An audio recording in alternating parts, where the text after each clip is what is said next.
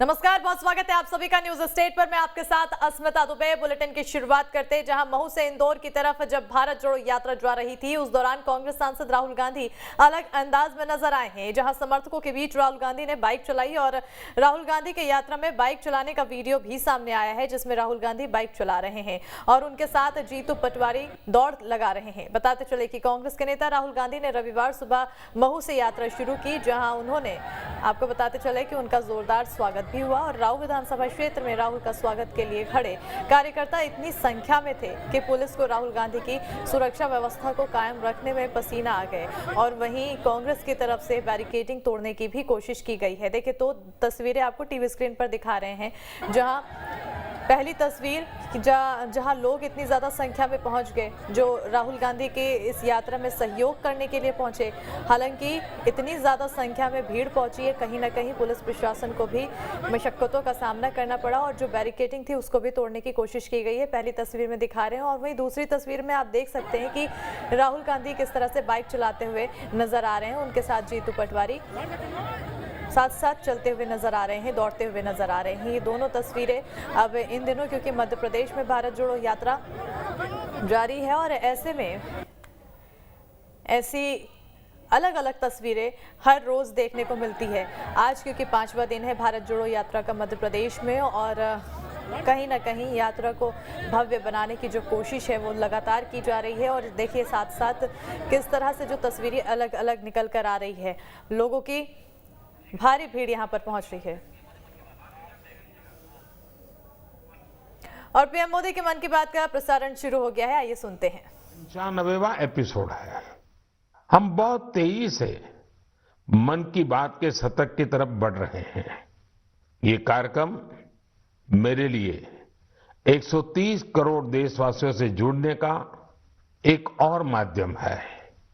हर episode से पहले गांव शहरों से आए ढेर सारे पत्रों को पढ़ना, बच्चों से लेकर बुजुर्गों के ऑडियो मैसेज को सुनना, ये मेरे लिए एक आध्यात्मिक अनुभव की तरह होता है।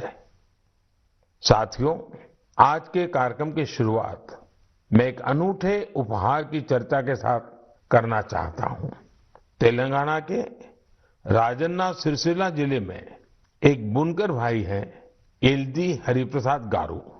उन्होंने मुझे अपने हाथों से G20 का यह लोगो बुनकर के भेजा है। यह शानदार उपहार देखकर तो मैं हैरान ही रह गया। हरिप्रसाद जी को अपनी कला में इतनी महारत हासिल है कि वो सबका ध्यान आकर्षित कर लेते हैं। हरिप्रसाद जी ने हाथ से बुने G20 के इस लोगो के साथ ही मुझे एक चिट्ठी भी भेजी है। इसमें उन्होंने लिखा है कि अगले साल G20 शिखर सम्मेलन की मेजबानी करना भारत के लिए बड़े ही गौरव की बात है।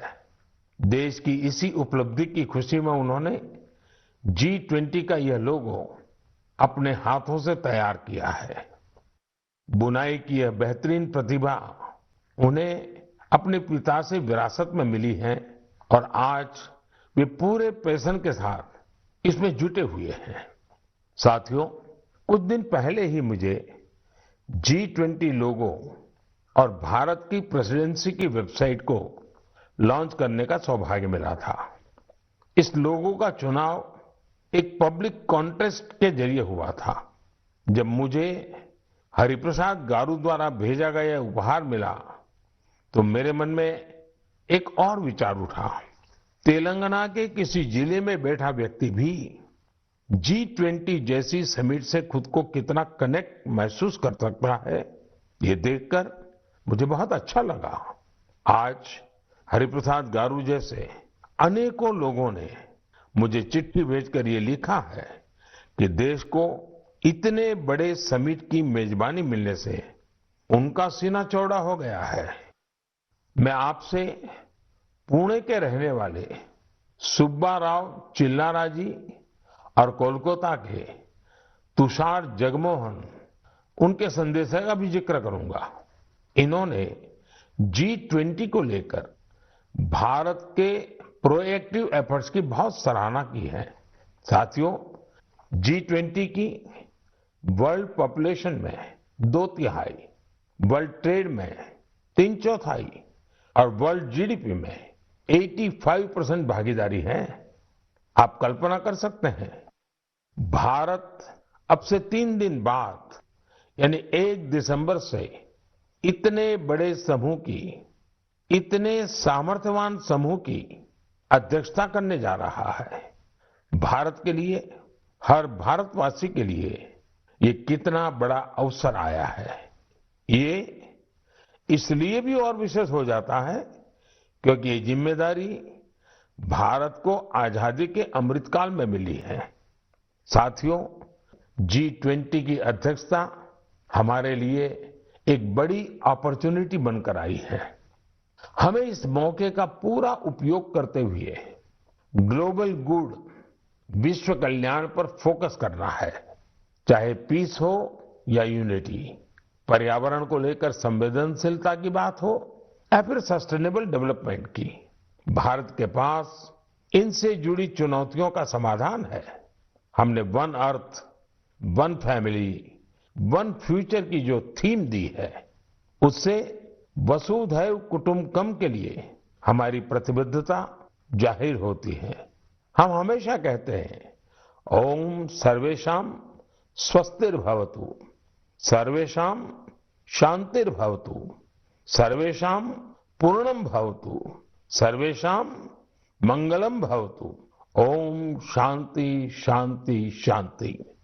अर्थात सबका कल्याण हो, सबको शांति मिले, सबको पूर्णता मिले और सबका मंगल हो। आने वाले दिनों में देश के अलग अलग हिस्सों में G20 से जुड़े अनेक कार्यक्रम आयोजित किए जाएंगे। इस दौरान दुनिया के अलग अलग हिस्सों से लोगों को आपके राज्यों में आने का मौका मिलेगा। मुझे भरोसा है कि आप अपने यहाँ की संस्कृति के विविध और विशिष्ट रंगों को दुनिया के सामने लाएंगे। और आपको ये भी याद रखना है कि G20 में आने वाले लोग भले ही अभी एक डेलीगेट के रूप में आए, लेकिन भविष्य के टूरिस्ट भी हैं। मेरा आप सभी से एक और आग्रह है, विशेष तौर से मेरे युवा साथियों से, हरिप्रसाद गारू की तरह ही आप भी किसी न किसी रूप में G20 से जरूर जुड़े। कपड़े पर G20 का भारतीय लोगो बहुत कूल तरीके से, स्टाइलिश तरीके से बनाया जा सकता है, छापा जा सकता है।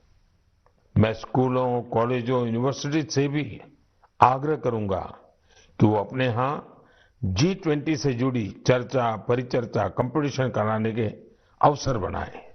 आप G20.in वेबसाइट पर जाएंगे तो आपको अपनी रुचि के अनुसार वहां बहुत सारी चीजें मिल जाएगी।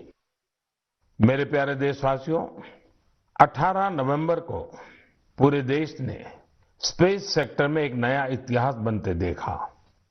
इस दिन भारत ने अपने पहले ऐसे रॉकेट को अंतरिक्ष में भेजा जिसे भारत के प्राइवेट सेक्टर ने डिजाइन और तैयार किया था। इस रॉकेट का नाम है विक्रम-S। श्रीहरिकोटा से स्वदेशी स्पेस स्टार्टअप के इस पहले रॉकेट ने जैसे ही ऐतिहासिक उड़ान भरी, हर भारतीय का सिर गर्व से ऊंचा हो गया। साथियों, विक्रम-S रॉकेट कई सारी खूबियों से लैस है।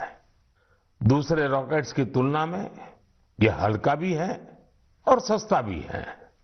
इसकी डेवलपमेंट कॉस्ट अंतरिक्ष अभियान से जुड़े दूसरे देशों की लागत से भी काफी कम है। कम कीमत में विश्व स्तरीय स्टैंडर्ड स्पेस टेक्नोलॉजी में अब तो ये भारत की पहचान बन चुकी है। इस रॉकेट को बनाने में एक और आधुनिक टेक्नोलॉजी का इस्तेमाल हुआ है। आप ये जानकर हैरान रह जाएंगे कि इस रॉकेट के कुछ जरूरी हिस्से 3D प्रिंटिंग के जरिए बनाए गए हैं। सही में विक्रम-S के लॉन्च मिशन को जो प्रारंभ नाम दिया गया है, वो बिल्कुल फिट बैठता है। ये भारत में प्राइवेट स्पेस सेक्टर के लिए एक नए युग के उदय का प्रतीक है।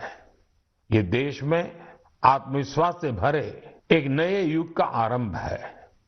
आप कल्पना कर सकते हैं कि जो बच्चे कभी हाथ से कागज का हवाई जहाज बनाकर उड़ाया करते थे, उन्हें अब भारत में ही हवाई जहाज बनाने का मौका मिल रहा है। आप कल्पना कर सकते हैं कि जो बच्चे कभी चांद तारों को देखकर आसमान में आकृतियां बनाया करते थे, उन्हें अब भारत में ही रॉकेट बनाने का मौका मिल रहा है। स्पेस को प्राइवेट सेक्टर के लिए खोले जाने के बाद युवाओं के ये सपने भी साकार हो रहे हैं।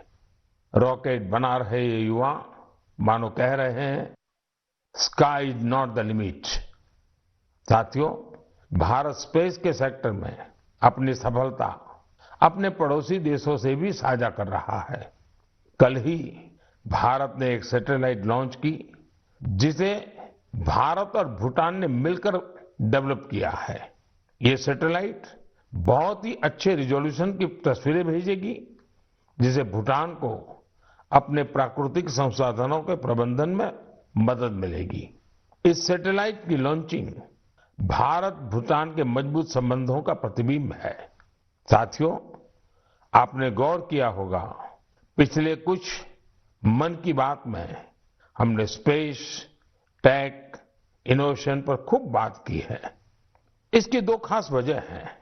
एक तो यह कि हमारे युवा इस क्षेत्र में बहुत ही शानदार काम कर रहे हैं। They are thinking big and achieving big. अब वे छोटी छोटी उपलब्धियों से संतुष्ट होने वाले नहीं हैं। दूसरी यह कि इनोवेशन और वैल्यू क्रिएशन, इस रोमांचक सफर में वे अपने बाकी युवा साथियों और स्टार्टअप्स को भी एनकरेज कर रहे हैं। साथियों, जब हम टेक्नोलॉजी से जुड़े इनोवेशंस की बात कर रहे हैं, तो ड्रोन्स को कैसे भूल सकते हैं। ड्रोन के क्षेत्र में भी भारत तेजी से आगे बढ़ रहा है। कुछ दिनों पहले हमने देखा कि कैसे हिमाचल प्रदेश के किन्नौर में ड्रोन्स के जरिए सेब ट्रांसपोर्ट किए गए। किन्नौर हिमाचल का दूर सुदूर जिला है और वहां इस मौसम में भारी बर्फ रहा करती है। इतनी बर्फबारी में किन्नौर का हफ्तों तक राज्य के बाकी हिस्से से संपर्क बहुत मुश्किल हो जाता है। ऐसे में वहां से सेब का ट्रांसपोर्टेशन भी उतना ही कठिन होता है। अब ड्रोन टेक्नोलॉजी से हिमाचल के स्वादिष्ट किन्नौरी सेब लोगों तक और जल्दी पहुंचने लगेंगे। इससे हमारे किसान भाई बहनों का खर्च कम होगा, सेब समय पर मंडी पहुंच पाएगा, सेब की बर्बादी कम होगी। साथियों, आज हमारे देशवासी अपने इनोवेशन से उन चीजों को भी संभव बना रहे हैं जिसकी पहले कल्पना तक नहीं की जा सकती थी। इसे देखकर किसे खुशी नहीं होगी। हाल के वर्षों में हमारे देश ने उपलब्धियों का एक लंबा सफर तय किया है। मुझे पूरा विश्वास है कि हम भारतीय और विशेषकर हमारी युवा पीढ़ी अब रुकने वाली नहीं है। प्रिय देशवासियों, मैं आप लोगों के लिए एक छोटी सी क्लिप प्ले करने जा रहा हूं। वैष्णव जना तो तेने कहिए जे पीर पराई जान रे। वैष्णव जना तो तेने कहिए जे पीर पराई जान रे। पर दुखे उपकार करे तो ये मन अभिमान नान रे। आप सभी ने इस गीत को कभी न कभी जरूर सुना होगा। आखिर यह बापू का पसंदीदा गीत जो है। लेकिन अगर मैं ये कहूं कि इसे सुरों में पिरोने वाले गायक ग्रीस के हैं, तो आप हैरान जरूर हो जाएंगे और ये बात आपको गर्व से भी भर देगी। इस गीत को गाने वाले ग्रीस के गायक हैं कॉन्स्टांटिनोस कलाइजिस। उन्होंने इसे गांधी जी के 150वें जन्म जयंती समारोह के दौरान गाया था। लेकिन आज मैं उनकी चर्चा किसी और वजह से कर रहा हूं। उनके मन में इंडिया और इंडियन म्यूजिक को लेकर गजब का पैशन है। भारत से उन्हें इतना लगाव है, पिछले 42 वर्षों में वे लगभग हर वर्ष भारत आए हैं। उन्होंने भारतीय संगीत के ओरिजिन, अलग अलग इंडियन म्यूजिकल सिस्टम्स, विविध प्रकार के राग, ताल और रास के साथ ही विभिन्न घरानों के बारे में भी स्टडी की है। उन्होंने भारतीय संगीत की कई महान विभूतियों के योगदान का अध्ययन किया है। भारत के क्लासिकल डांसेस के अलग अलग पहलुओं को भी उन्होंने करीब से समझा है। भारत से जुड़े अपने इन तमाम अनुभवों को अब उन्होंने एक पुस्तक में बहुत ही खूबसूरती से पिरोया है। इंडियन म्यूजिक नाम की उनकी बुक में लगभग 760 तस्वीरें हैं। इनमें से अधिकांश तस्वीरें उन्होंने खुद ही खींची है। दूसरे देशों में भारतीय संस्कृति को लेकर ऐसा उत्साह और आकर्षण वाकई आनंद से भर देने वाला है। साथियों, कुछ सप्ताह पहले एक और खबर आई थी जो हमें गर्व से भरने वाली है। आपको जानकर अच्छा लगेगा कि बीते 8 वर्षों में भारत से म्यूजिकल इंस्ट्रूमेंट्स का एक्सपोर्ट 3.5 गुना बढ़ गया है। इलेक्ट्रिकल म्यूजिकल इंस्ट्रूमेंट्स की बात करें तो इनका एक्सपोर्ट 60 गुना बढ़ा है। इससे पता चलता है कि भारतीय संस्कृति और संगीत का क्रेज दुनिया भर में बढ़ रहा है। इंडियन म्यूजिकल इंस्ट्रूमेंट्स के सबसे बड़े खरीदार यूएसए, जर्मनी, फ्रांस, जापान और यूके जैसे विकसित देश हैं। हम सभी के लिए सौभाग्य की बात है कि हमारे देश में म्यूजिक, डांस और आर्ट की इतनी समृद्ध विरासत है। साथियों, महान मनीषी कवि भर्तृहरि को हम सब उनके द्वारा रचित नीति शतक के लिए जानते हैं। एक श्लोक में वे कहते हैं कि कला, संगीत और साहित्य से हमारा लगाव ही मानवता की असली पहचान है। वास्तव में हमारी संस्कृति इसे ह्यूमैनिटी से भी ऊपर डिविनिटी तक ले जाती है।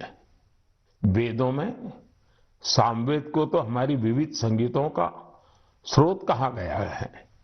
मां सरस्वती की वीणा हो, भगवान श्री कृष्ण की बांसुरी हो या फिर भोलेनाथ का डमरू, हमारे देवी देवता भी संगीत से अलग नहीं है। हम भारतीय हर चीज में संगीत तलाश ही लेते हैं, चाहे वह नदी की कलकल हो, बारिश की बूंदें हो, पक्षियों का कलरव हो या फिर हवा का गूंजता स्वर। हमारी सभ्यता में संगीत हर तरफ समाया हुआ है।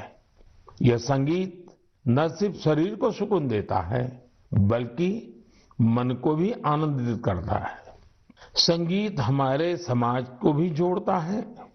यदि भांगड़ा और लावणी में जोश और आनंद का भाव है तो रविंद्र संगीत हमारी आत्मा को आह्लादित कर देता है। देश भर के आदिवासियों की अलग अलग तरह की संगीत परंपराएं ये हमें आपस में मिलजुल कर और प्रकृति के साथ रहने की प्रेरणा देती है। साथियों, संगीत की हमारी विधाओं ने न केवल हमारी संस्कृति को समृद्ध किया है बल्कि दुनिया भर के संगीत पर अपनी अमिट छाप भी छोड़ी है। भारतीय संगीत की ख्याति विश्व के कोने कोने में फैल चुकी है। मैं आप लोगों को एक और ऑडियो क्लिप सुनाता हूं।